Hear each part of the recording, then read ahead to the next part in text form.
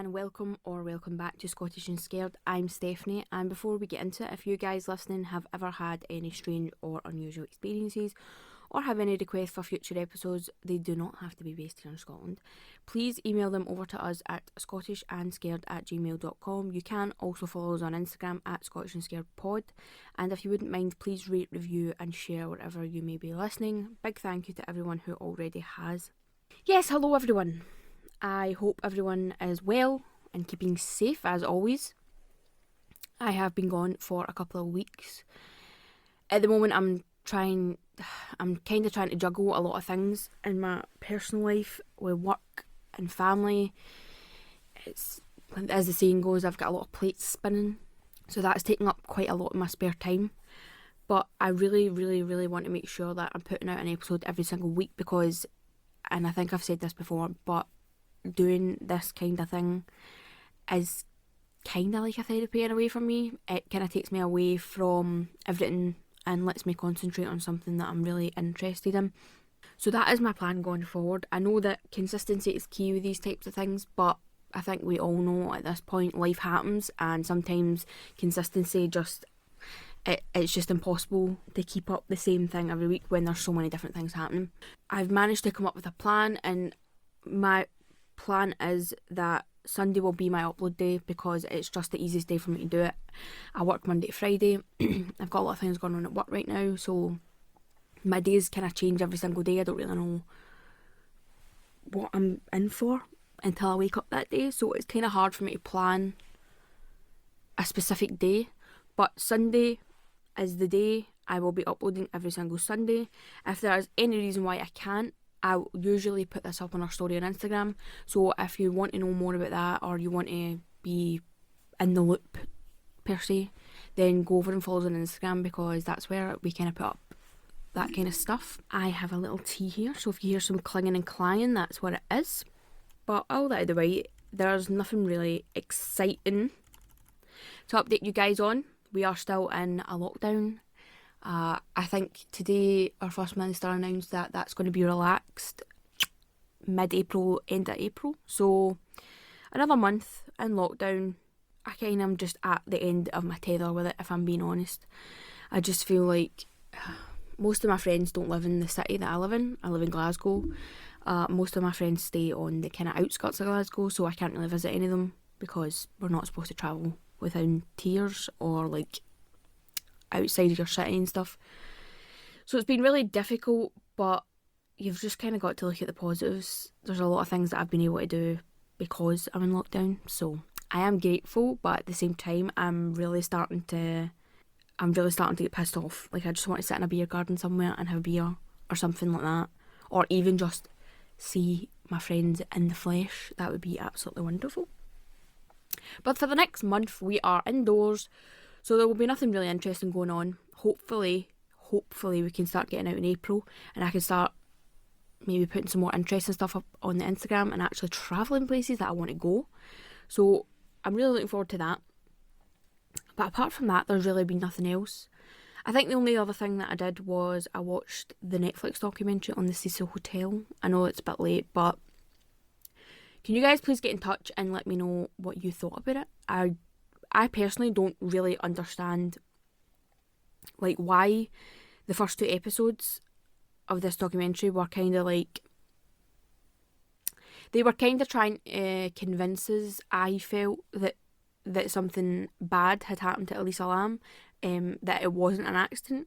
So I felt like they tried to use these the first like 2-3 episodes to like convince you that there was foul play, but then in the very last 2 episodes they kind of just turned around and were basically like, right, spoilers guys if you haven't watched it, but in the last 2 episodes they kind of turned around and were like, oh no, she was suffering from mental illness, she was having an episode, it was an accidental drowning. So I felt like they built you up these first 2 episodes to kind of be like, oh my god, like there was foul play involved, or it was murder, something's not right, something's iffy, and then they just turned around and were like, no, nothing happened, she just she basically had a manic episode and she just fell in.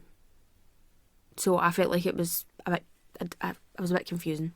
I think a lot of my sister, she texted me as well and was like, what actually happened to this girl. Like, I'm so confused. So it was very confusing, but I did still enjoy it.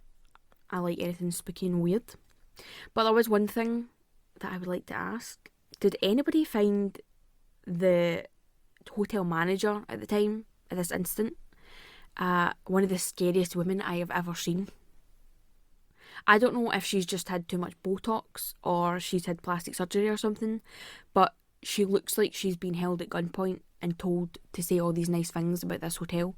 It's as if somebody's like standing behind the camera telling her, you need to say this script or I'm going to shoot you in the face, because there is no emotion on her face and it's like she doesn't blink. It's so bizarre. She's one of the strangest people I've ever seen. And like the way she talks about the hotel is as if she's talking about like a baby. She's very like, she romanticises it, and she's very like, oh, she makes out as if it's like a diamond in the rough. It's just got a bad reputation. And obviously in a lot of ways it is. But it's just the way she talks about it. It's really, really creepy. Really, really creepy. But if you guys have no idea what I'm talking about, I probably should have said this at the start. It's a documentary about the Cecil Hotel, which is a hotel in America, in LA. It's notorious for murders, rapes, assaults, disappearances, all this kind of stuff. It's located next to Skid Row, which is like a really, really a massive homeless population. There's a massive homeless population there. So it's kind of, there's a lot of dark stuff that's happened there, including the disappearance of Elisa Lam. So if you're interested in anything like that, I would definitely check it out. It's worth a watch. But as I said, it's a bit confusing why they build everything up to just turn around and say, no, everything's fine, there was no foul play, blah, blah, blah. I think as well, I really need to stop watching true crime documentaries. I tend to watch these when I'm on my own, which is quite a lot right now. So I'll be laying in bed watching a true crime documentary, and then I'll have this weird realisation that the events that are taking place within this documentary could very well happen to me in my current situation. So then I start to get paranoid, and then I'll hear noises in my house that I've never heard before, and I'll convince myself that somebody's trying to break in. So I think I really need to stop watching true crime at like weird hours in the morning when it's dark. I really need to stop. Does anybody else do that? No? Anywho, enough of my absolute ramblings. Today's episode was actually sent over to us by a listener. And when I first looked at it, it was an article that they sent over. And when I first looked at it and read it, I was like, wow, that's bizarre. But then when I actually sat down and started to like look into it, kind of get all my notes together, there is literally near to nothing online about this case. There is a few kind of news articles that you really, really need to go digging for. They're not just like, you can't just write in something on Google and it pops up. There was also news articles from the actual time the incident occurred, which are really, really old. So they're very, very difficult to read. I kind of just collated everything that I was able to find into one document, and then I just kind of mushed it together to try and come up with a story. There was a news article, I think it was in the Edinburgh Times, don't quote me on that, I don't know, it was an Edinburgh paper anyway, which was the article that the listener sent over. It's very, very detailed, but I didn't just want to copy and paste it from the article. I kind of wanted to dig a bit deeper into it and see what it was about. Shockingly, we are back in the capital, in the city of Edinburgh. Now, when I started looking into this case, the amount of murder cases that I had to sift through to find this one is insane. Of course, Edinburgh is a massive city, it is the capital, but the amount of these murders that happened in such close proximity to each other is absolutely mind-boggling. A lot of the murders did take place at a time when Edinburgh was kind of poverty-stricken in these types of areas. There's a lot of poor houses and stuff like that. I really, really, really, I don't know if I want to start a series on it. Although the whole podcast is talking about things that happen in Scotland, I don't know if I want to start like a specific series that talks about the murders in Edinburgh, because there are so many and they're really, really obscure, like they're really bizarre. I've never heard anything about them. So I don't know whether to just start a new series and just talk about maybe Scottish murders, and then have 2 episodes a week, one being our normal weird like strange cases and then specifically murder cases. I know that when I started this podcast, murder cases were not something that I really wanted to talk about. I love true crime, but sometimes I feel like you can get it wrong sometimes and you don't want to be offending anybody or mixing up facts. So murder cases were something that I wanted to stay away from.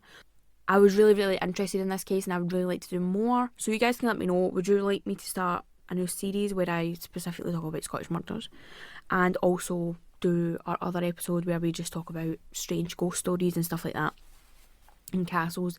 You guys can let me know, but that is something that I'm considering doing. I'm sure that the murders I am rambling on about will be revisited in a future episode. But the murder I will be talking about today took place in Candlemaker Row, which is in the area of Greyfriars Kirkyard, which we have actually done an episode on, so go check that out if you're interested. This area of Edinburgh is known as Old Town.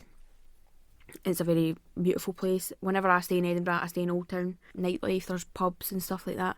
The main man of this story is Mr. William Lamb, who was born in Glasgow in 1864 and made his home there for 27 years.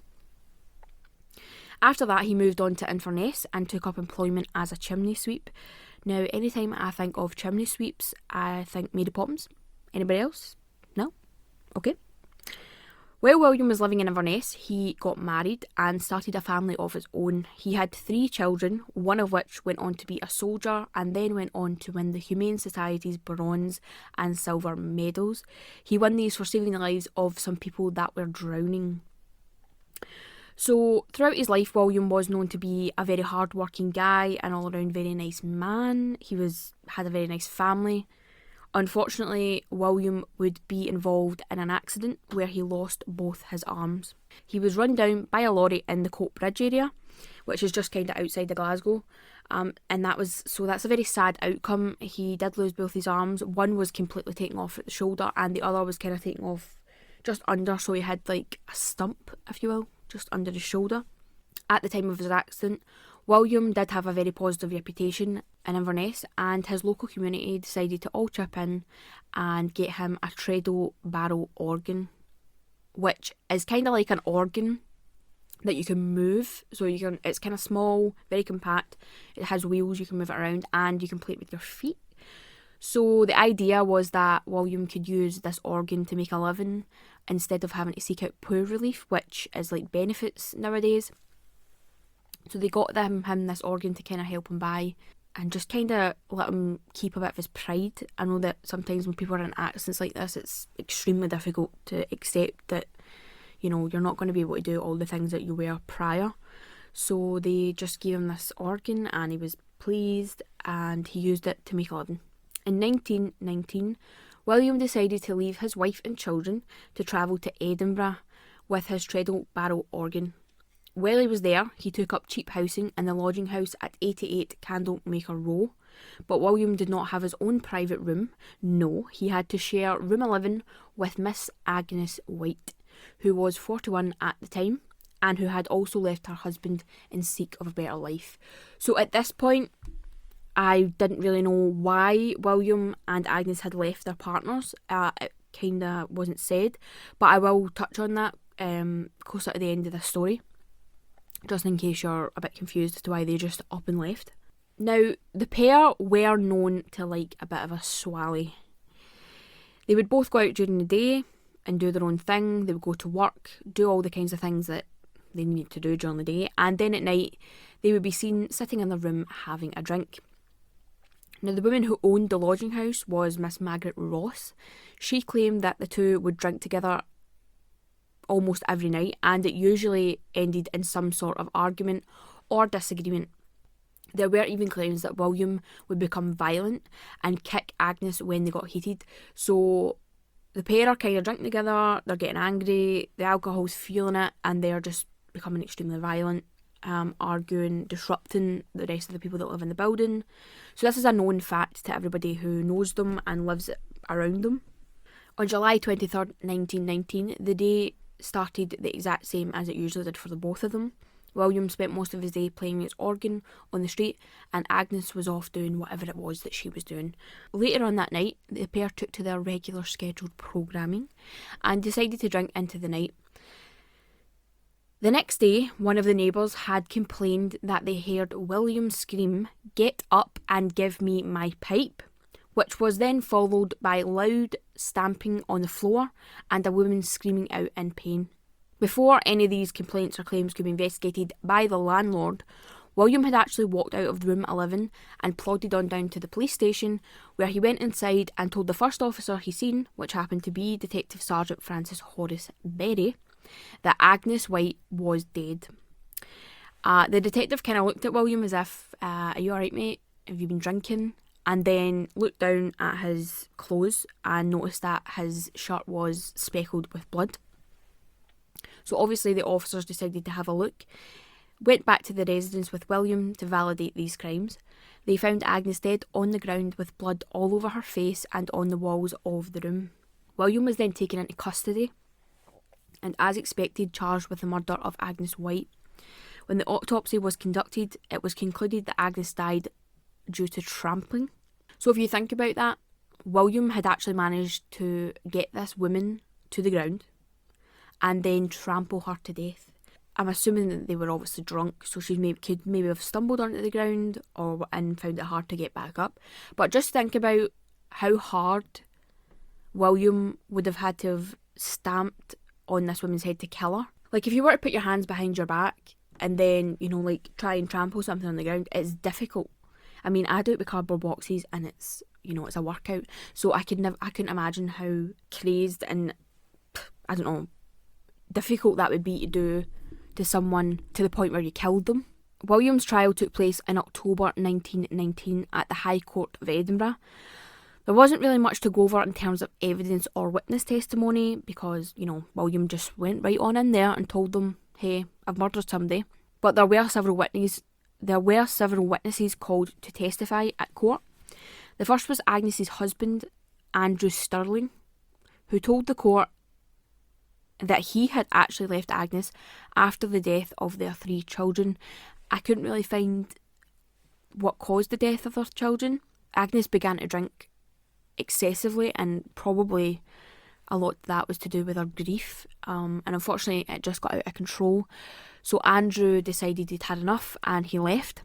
The second witness was William's sister, Bridget Lamb, and she told the court that William had never been the same after his accident, which is understandable to an extent. Like, it's understandable that somebody could be depressed, turn to drink or drugs or other things to kind of alleviate the pain, really, of losing 2 of your limbs. But murder, that's a stretch. But just like Agnes, he had become a drinker and just became very unhappy with his current life. She also told the court that William had left behind a living wife and 3 healthy living children in Inverness. His wife did actually take an interest in the case, and she really, really did try to help her husband, even though he was essentially a piece of shit and hadn't really been the nicest man to be married to. And the third was the landlady of the house at 88 Candlemaker Row, along with some of the other residents in the building, who had all heard William and Agnes fighting on many, many occasions. There were stories of Agnes taking shelter in other residents' rooms to try and protect herself from William, as well as people seeing William kicking Agnes as she had previously claimed. I just find this so bizarre that a man with no arms could be so disruptive on a level where they're violent and, they're actually so aggressive and violent to the point where they're making other people around them seek shelter away from them. It's just the fact that he has no arms. Like, you never hear of cases of people who have murderers who have no arms, or people who are like bad people that are involved in domestic violence or abuse. I've never heard of anybody having no arms. But that's besides the point. I just find it so bizarre that this man was able to cause such fear in people. So I don't think this will come as a shock, but William was found guilty of the murder and sentenced to death, although his lawyer did write a petition to the Secretary of State for Scotland stating that William should be granted some reprieve, as he was not He was the one who reported the murder in the first place, and he had shown deep grief and regret over what he had done. Not to mention the fact that he had no arms. The Secretary of State rejected this petition and stated the crime that William had committed was a sordid and brutal one. He also was fully aware of what he was doing while he was doing it, as it would have taken him a while to trample Agnes to death, so there was plenty of time to come to the realisation of what he was doing and stop and find Agnes help, but he didn't. He just continued until the woman was lifeless and eventually died. But for some reason, the court decided to imprison William for life instead of killing him. I think the decision was based on the fact that it didn't really look great to be hanging a man with no arms. I think that would have looked quite shady. Even though he's a bad man, he did a bad thing, I think that would have looked a bit shady to hang a man with a disability. So William was imprisoned at the Peterhead prison in 1920, and he stayed there until he turned 67 in 1931. While he was there, he was described as an extremely difficult inmate. He would verbally abuse the staff, and he would regularly destroy the contents of his cell. When he was punished, he would just continue to do these things over and over and over. Due to his disability, he was unable to clothe himself or feed himself, so this did become, it started to wear on the prison staff. They even bought him an artificial arm that had a spoon appendage, but he completely refused to use it. So at this point, everyone's patience is wearing extremely thin. Nobody wants to deal with him. He's just a big baby, really, throwing all his shit out the pram, and they just don't want to deal with it. In 1931, they decided to release him, but there was nobody to take him in. None of his family wanted to take him in. His children refused to take him in. So they kind of just pottered about looking for different people. They even spoke to his nephew, and nobody wanted anything to do with him. So they didn't really have a choice. And it was at that point that he was handed over to the governor of Barnhill Poorhouse in Glasgow. And of course, he very quickly became a nuisance and once again very difficult to live with. He would terrorise the other residents. He would just be extremely defiant. He was known to be a smoker, which, how do you smoke with no arms? No shade, I'm literally asking a genuine question. How do you smoke? How could you light a cigarette? I don't know. He was known to smoke, so he would just smoke and smoke and smoke over and over and over while he was in his bed. And obviously, I don't smoke, so I know that feeling when you're in a room with somebody and there's 6 people smoking. It's not nice. So I can imagine nobody wanted to be around him. He was just becoming a pain in the arse as he was in the prison. In 1934, William actually managed to escape from the poorhouse and managed to get all the way back to Edinburgh once more. When he was there, he walked into a police station and asked the officers to take him back to prison. He claimed that the conditions in prison were 100 times better than that of the poorhouse. They contacted the poorhouse back in Glasgow, but the governor did not want William back due to his poor behaviour, and they were once again in a position where they were trying to find alternative accommodation for William with no success. And it was that same year that William went on to die in the hospital ward of Barnhill Poorhouse, so back at the place that he didn't want to be in, and he actually died from bronchial pneumonia. So there's no conspiracy here. There's no he didn't do it, he didn't have any arms. He definitely killed poor Agnes, but I just thought it was bizarre. I've never heard of a murder case where the murderer had no arms or legs. I've never heard of a murder story period where the murderer has had a disability or had no limbs. I think that's really, really obscure. The house that this crime actually took place in does still exist in Edinburgh today. It's still standing. You can see it, you can go visit it, you can look at it. It was reported that the house was completely demolished. There were even reports of the floor that this happened on being taken away, but that's false as well. I don't know if this is the same in other countries as it is here in Scotland, but if you live in a flat building, the ground floor, the bottom floor is 0, so it's 0, 1, and then it's 1, 1, 2, 1, so it's 0 floor, first floor, second floor. It's not first floor, second floor, if that makes sense. This crime actually took place on the first floor, which would have been one up, if that makes sense. I think I'm actually starting to confuse myself now. So that's still there. The building is still like 2 stories. So like the first floor. Oh, this is so confusing. This is so confusing. The building is like ground floor, first floor. So the flat where this happened is still there. The building is not used as flats anymore. It is home to the Grassmarket Community Project, and the number has been changed to 86. It's no longer 88. The Community Project is just it's like a mission where they help people who are impoverished and stuff, people that are just in need. So I don't think you would be able to physically get into the building, as it is obviously a business building now. But it is still there. You can walk right up to it and see it. It is 86 Candlemaker Row though. It's not 88. That was the murder of Agnes White. As I said, a bizarre one, but just one of so many different murders that have happened in this area of Edinburgh that are so bizarre, and a lot of them are still unsolved and mysterious. So it was really good to look into that side of things now, rather than just ghost stories, castles. I've kind of added another element now that I can break everything up a bit. As you know, I repeatedly say that sometimes talking about castles gets extremely repetitive, as it does. So now I have another element that I can add in. I'm really interested to talk about some more of these murders. Big thank you to the listener who sent this over. He actually used to stay in this area of Edinburgh, and he sent me a lot of stories actually, like his own personal experiences. This guy's seen a lot and stays in an area that he didn't even realise that this stuff had even happened on his doorstep. That's another thing that I really want to do. I would like to look into my area, like right into where I live, and see if I could find out if anything bizarre had ever happened, like on my doorstep. It would shock you, the things that happen that you just have no idea. People always ask me if someone's died in my house, because we do have a lot of strange things that happen in here.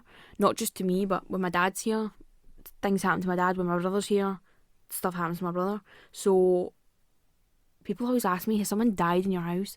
And obviously the number. I've said this before, the number in my house is 666. To me, it's just a number. There's no significance to me of that number. But people always ask me, does strange stuff ever happen there? Like, has someone ever died there? And I'm like, I have no idea. So that is something I'd really like to look into and see if I could find something there. But that's everything, guys. I really hope that you enjoyed the story. And that was something a bit different. If you guys have any thoughts or theories on the Netflix documentary, do get in contact and let me know.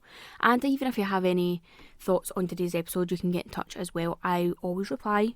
Everybody keep safe, keep active, keep occupied, and I will 100% see you guys in the next one. Thanks, guys. Bye.